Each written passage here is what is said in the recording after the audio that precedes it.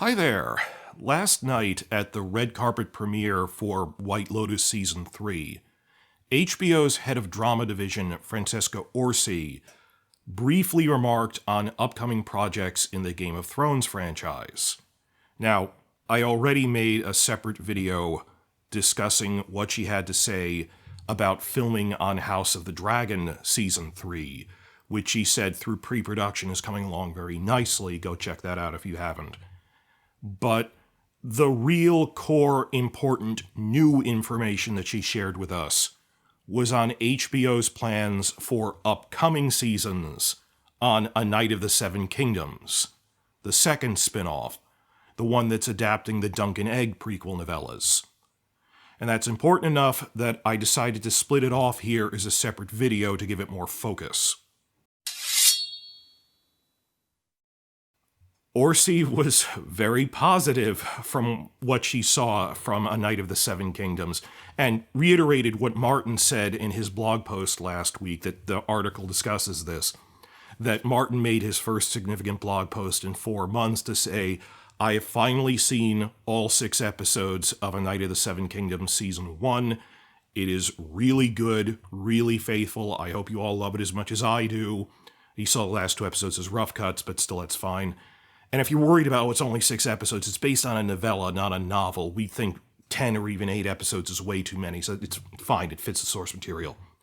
But Martin already said, I really like it from a storytelling perspective, and now Orsi was sharing how HBO thinks it's great because as a smaller scale format show, the production was so much easier.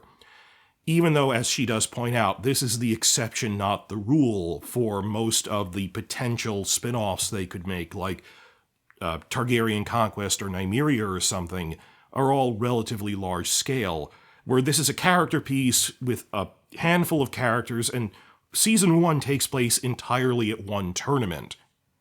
So let me share what the Deadline article reporting on this had to say. That, they structure this. Sometimes it's a direct quote, sometimes they're glossing a quote that she gave. I don't have the video of this yet. But from the article, Orsi revealed that HBO executives are so bullish on the smaller scale, more cost-efficient production with less VFX works, because there's no dragons in it, and shorter turnaround time, that they said we could be cranking this out. We're like old Game of Thrones that comes out every 12 months. That they're so bullish on its cost-efficient, smaller scale, not as much VFX, not as much post-production time, shorter turnaround time overall, that renewal is looking good. That they haven't officially greenlit later seasons yet, but she basically said at this point it's just a rubber stamp. We expect to renew it from what we've seen of the rough cuts. And this is the real point of this entire video. She revealed that they're considering filming seasons 2 and 3 back-to-back, and then holding off and releasing them later. Like, they could have put season 1 out now, spring of 2025, but because of politics in their schedule, that they have a thin slate because of the ripple effects of the strike, they're stretching out their schedule by putting it in fall. It could have come out in spring. It's the first season. It's not like they're delaying it. I don't have a problem with that. Give them time to get the post-production right, whatever. Would be a problem if you delayed seasons 2 and 3, so they said we're just considering filming them back-to-back. Again, because they're smaller scale. If this was 2 seasons of 10 episodes at the scale of Game of Thrones Season 6, that's insane, versus it's a smaller scale thing. There's only 6 episodes each. Why not film 12 episodes in 1 year? If you've read these, like The Sworn Sword is just not even a tournament, it's just them at a castle in the Reach, and then there's this wedding that Walder Frey is at in the 3rd one, and there are flashbacks to the Blackfire Rebellion. I don't know how they'd handle that, but overall it's a much smaller scale. Tell me in the comments, I think you could very easily film these back-to-back. Given that, like, Season 1, I think they started in July and finished in October. So yeah, if they started filming in, like, March, they could finish by fall, filming 2 seasons back-to-back. The question is, why would they do that?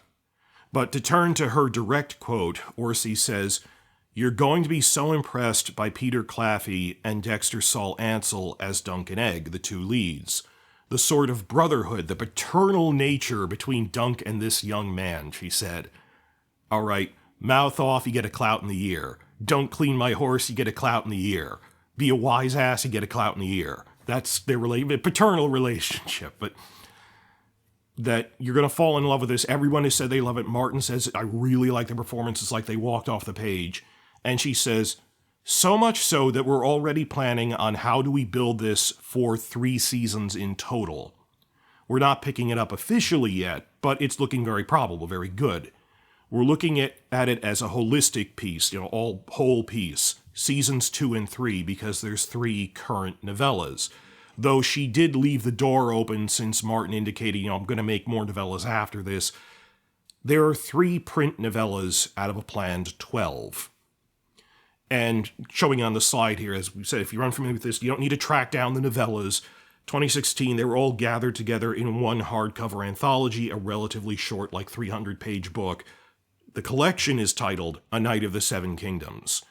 So that was the first hardcover out of a planned 4, if there's 3 novellas per hardcover, or however you divide it like that. But it was 3 stories out of a planned 12. And Martin has repeatedly said, I planned out their entire lives until they're old men, that Egg becomes King Aegon V, grandfather of the Mad King, great-grandfather of Daenerys. I mean, he's the younger brother of Maester Aemon. Dunk becomes his Lord Commander of the Kingsguard, and they mention this in Game of Thrones, where they go through the White Book of the Kingsguard, and, Duncan the Tall, he has so many pages, he was so impressive. Well, the reason I'm bringing all this up is the last quote that Orsi gave about it. The role of Egg only spans not even 1 year, so you have to roll into it season to season pretty quickly, because this little kid will grow up too quickly if we wait too long.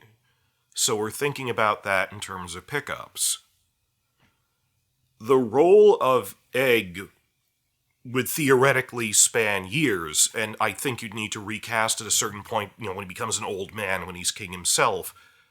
But going through the timeline on just the first 3 novellas, the 3rd novella is stated to take place about 2 years after the first one.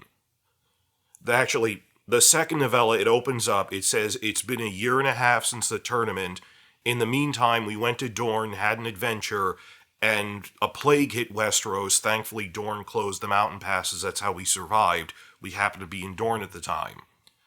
Then maybe half a year later comes the 3rd novella. So if they already thought, we're going to be cranking these out at the rate of 1 every 12 months, you'd think the child actor would just age proportionately with it. I don't see why they feel the rush. Not that I'm complaining. A back-to-back filming isn't something that we really have take issue with. Like I said, it'd be relatively easy given the smaller scale, and at least we have it ready to go, just stockpiled. But what can we judge from this in terms of their future plans? And again, last year, Orsi said, we know Martin plans to do more novellas after that. We'll cross that bridge when we get to it. I think they might just go on pause for a couple of years, 2 or 3 years. Now, I go over this in much longer videos. I want to keep this one short, so I'm just going to flash the slides really quickly. But in another video, I went over how if you actually sit down and read the World of Ice and Fire sourcebook, you get a pretty good idea of what the 12 novellas are going to be about in total, that there's already been 3, so there's 9 future adventures that you can pretty much tell the major events in their lives. In fact, the co-authors of World of Ice and Fire repeatedly said, we had to tell George, you need to gloss over this briefly and cut it out. It's giving too many spoilers. Infamously, the part about the Third Blackfire Rebellion, which was a major war, it just goes, we all know what happened in the Third Blackfire Rebellion, so I don't need to recount it in too much detail. That kind of thing.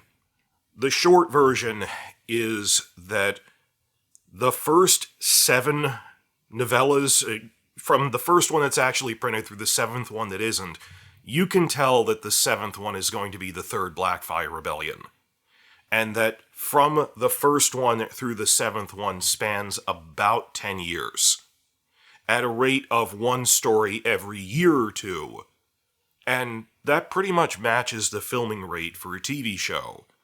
So I think you could get a 7, maybe 6 season TV show with these current cast members, Peter Claffey, Dexter Saul Ansel. given that the show goes to when their grandfathers are old men up until their deaths, this is the hypothetical best case scenario adaptation. Even if fans were doing it with unlimited budget, you would need to recast them as old men.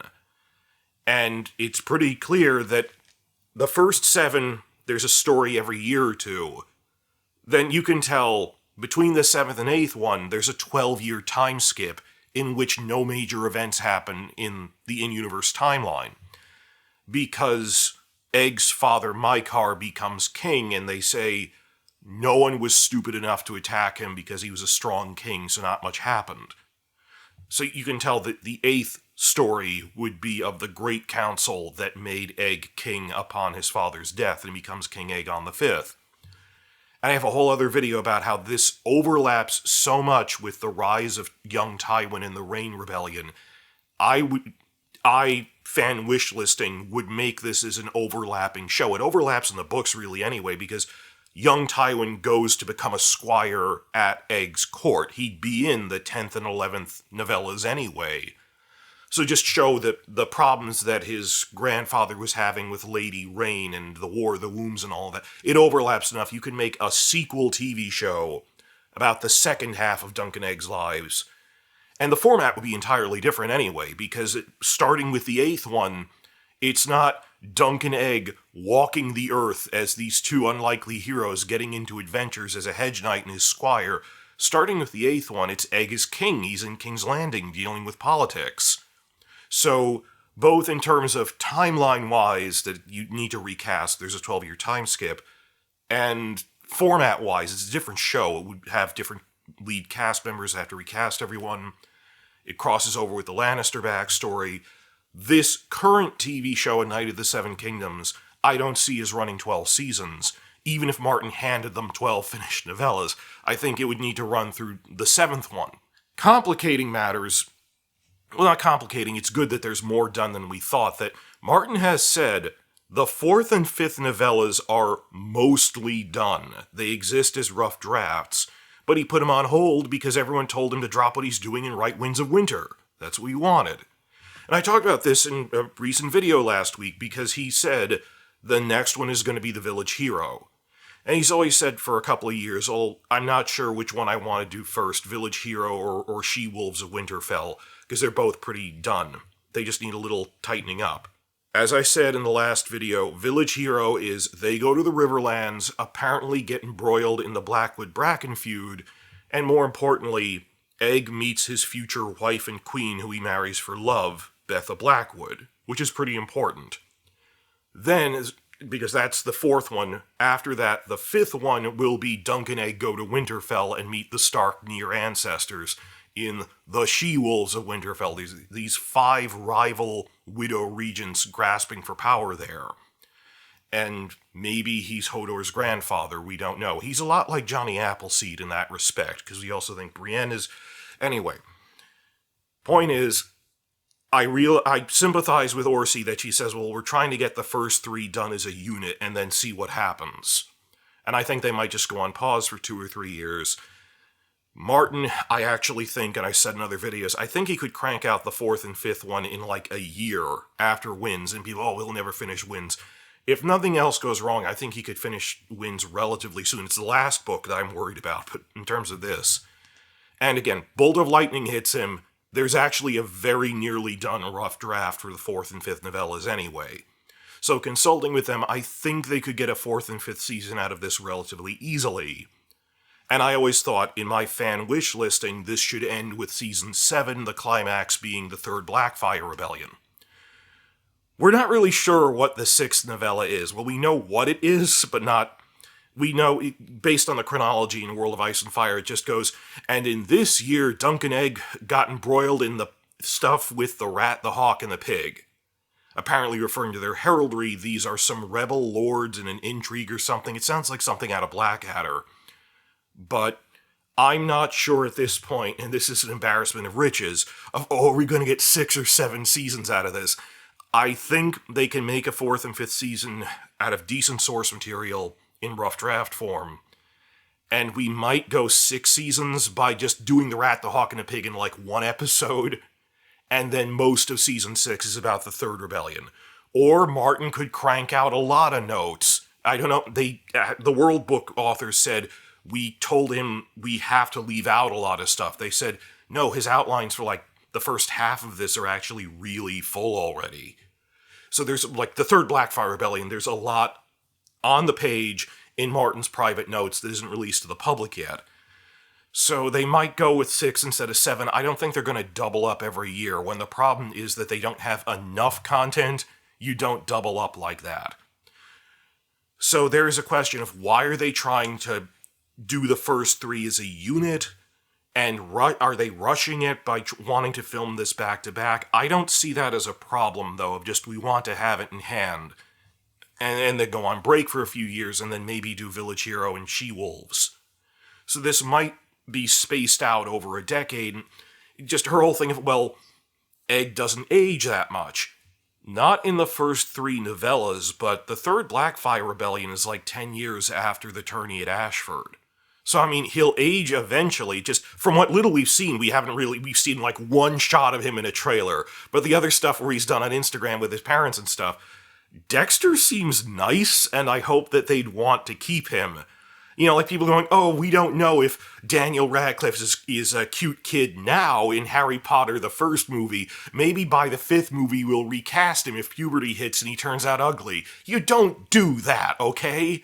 Luck of the draw. People don't get attached to child actors. Like Maisie Williams, oh, well, we might recast her in season 5 if she grows up and isn't this cute... No, that isn't a thing that people do. We are with Dexter for the next decade, unless there's a 10-year time skip which would necessitate casting an older actor. I don't see why they'd want to shift to anyone else. That's really not nice to Dexter. To go, oh, well, we're filming all of your stuff now to have it stockpiled in case we need to recast by She-Wolves? That's mean. I don't know. But overall, this was a positive thing of we are really excited about A Knight of the Seven Kingdoms to the point we're considering a double green light for seasons 2 and 3 in the near future. Like, this is... Remember how House of the Dragon got renewed for season 2 first week it aired? Like, within the first week of Duncan Egg, because Martin has said it's actually really good now that he's seen it. Expect not just a season 2 green light, but they'll probably double green light seasons 2 and 3 by episode 2's premiere date, which is pretty cool. Orsi did briefly touch upon that there are other projects farther ahead in the future that haven't even been greenlit yet, like Targaryen Conquest, Nymeria, maybe movie projects. I'm going to talk about that in a separate video because it's a lot more speculative.